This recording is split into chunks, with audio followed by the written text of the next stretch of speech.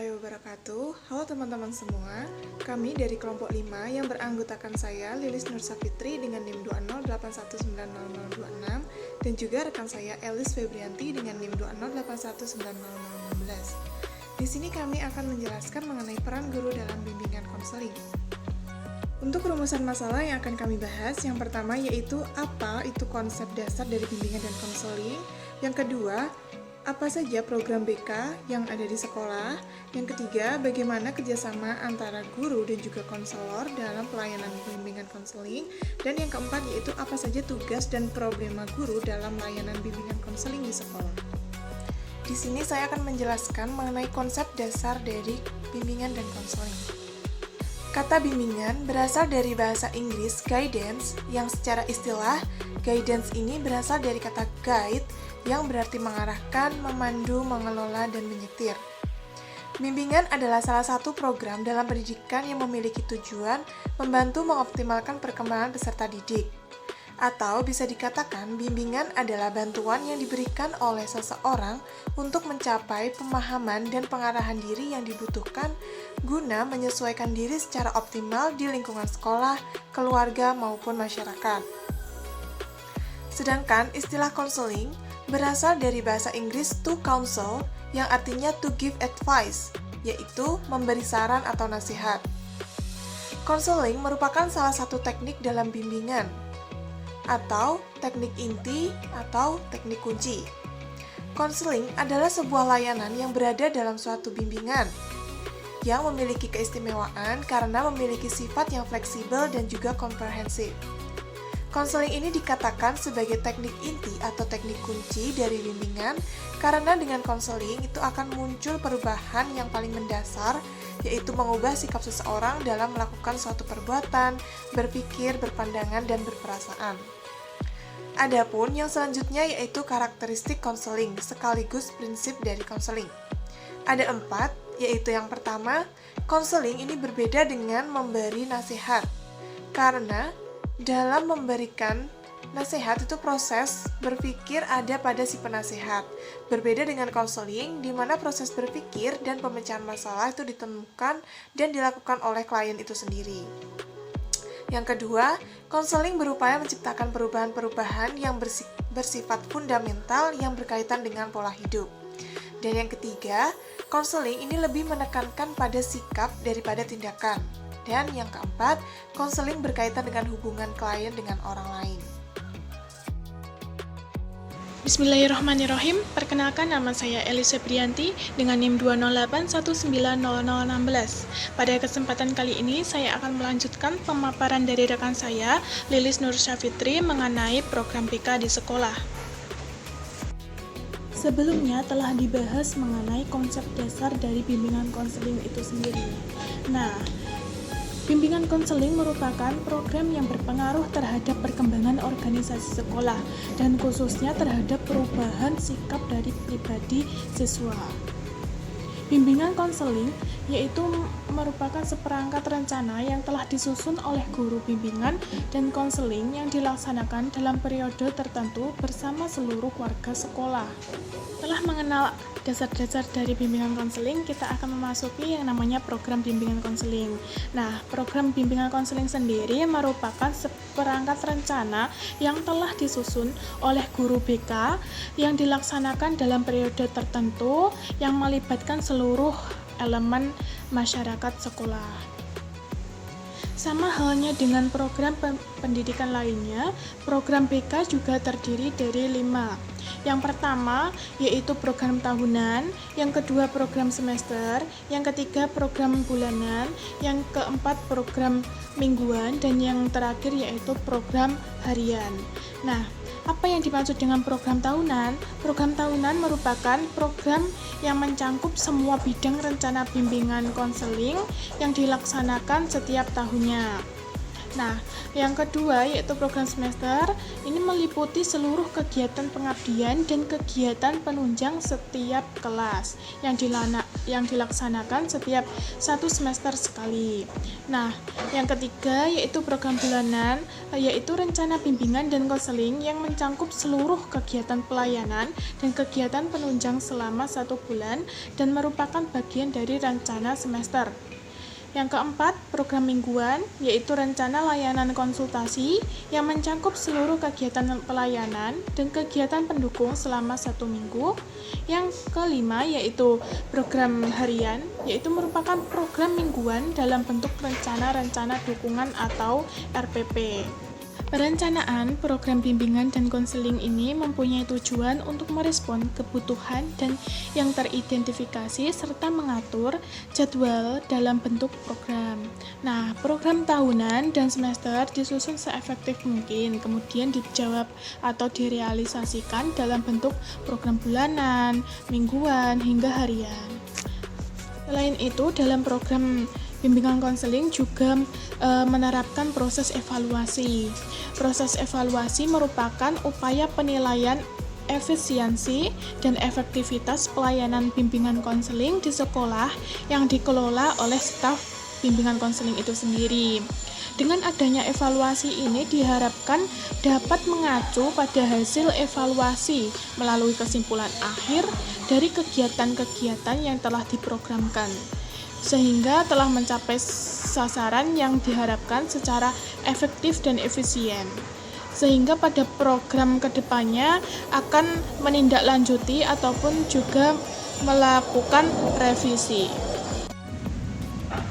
Nah, dalam melakukan program bimbingan konseling ini terdapat 4 komponen yang menunjang, yaitu yang pertama layanan dasar, yaitu pemberian bantuan kepada seluruh klien atau siswa melalui kegiatan penyiapan pengalaman secara struktur dan klasikal dalam ranah kelompok secara sistematis dan sesuai dengan tahap perkembangan individu.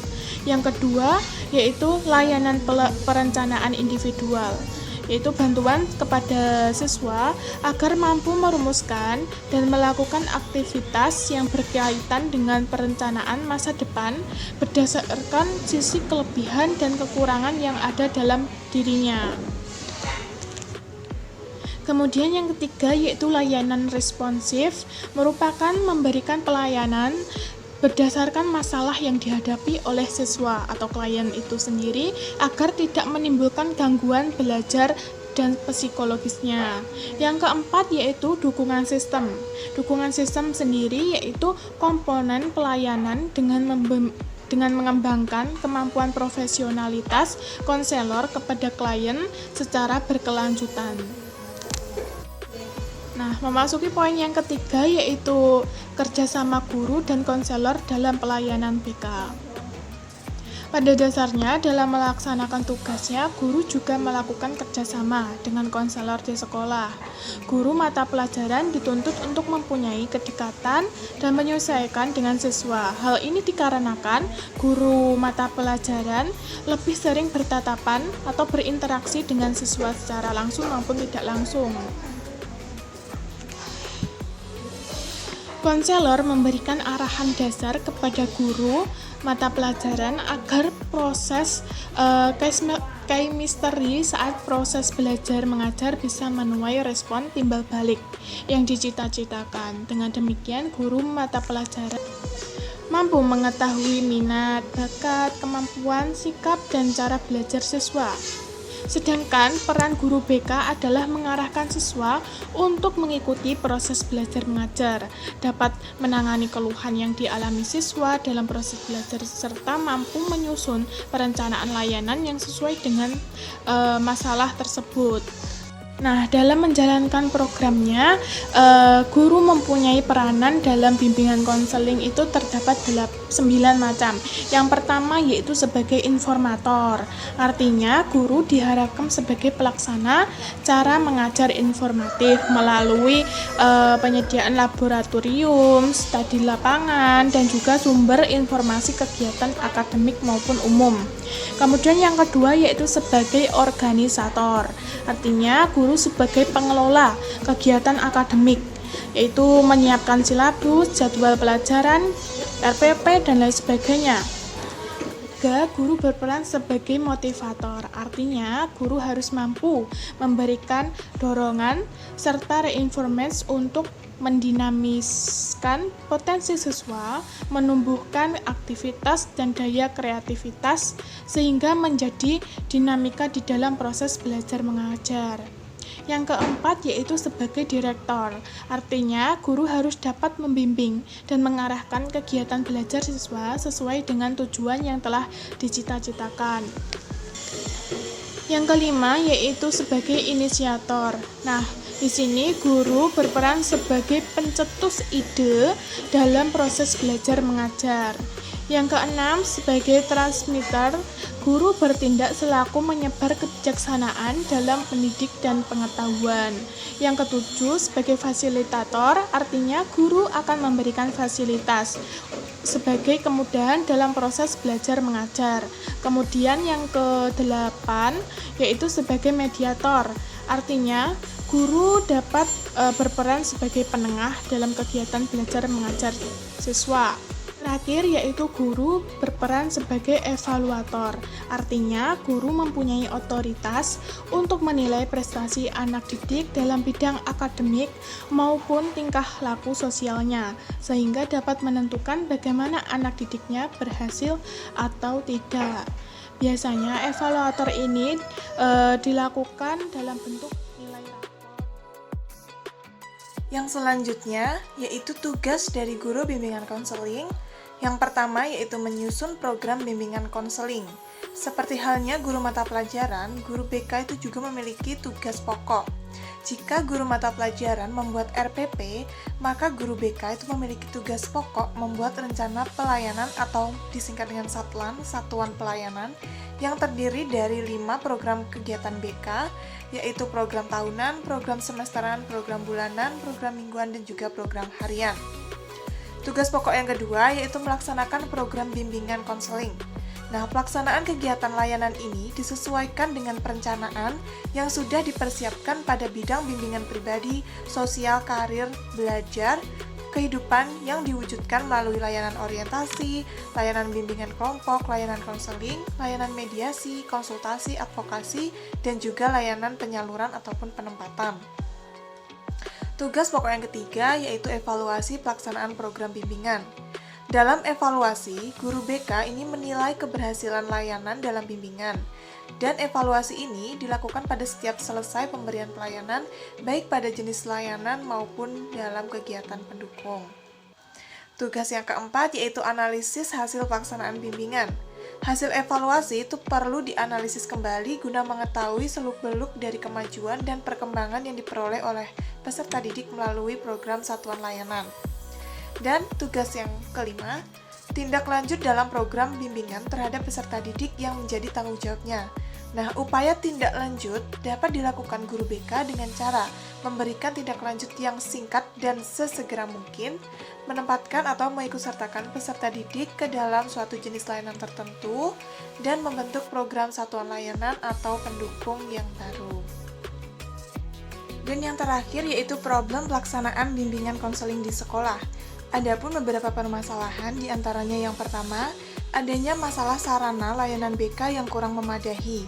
Hal yang mendasar atau yang pokok, sarana bimbingan konseling ini salah satunya yaitu adanya ruangan khusus layanan bimbingan konseling. Nah, ruangan di mana peserta didik ini merasa nyaman sebagai klien, sehingga bimbingan konseling dapat berjalan dengan baik dan bahkan mampu menghasilkan solusi dan memecahkan masalah dengan baik dan tepat. Masalah yang kedua yaitu masalah kebijakan tugas layanan konseling. Tidak adanya kebijakan yang memfokuskan pada kegiatan BK di sekolah dalam koridor operasional dengan capaian yang bisa diukur, maka peran aktif pihak sekolah sulit diharapkan dan bimbingan konseling tetap termaksimalkan. Untuk masalah yang ketiga yaitu kualitas tenaga konselor.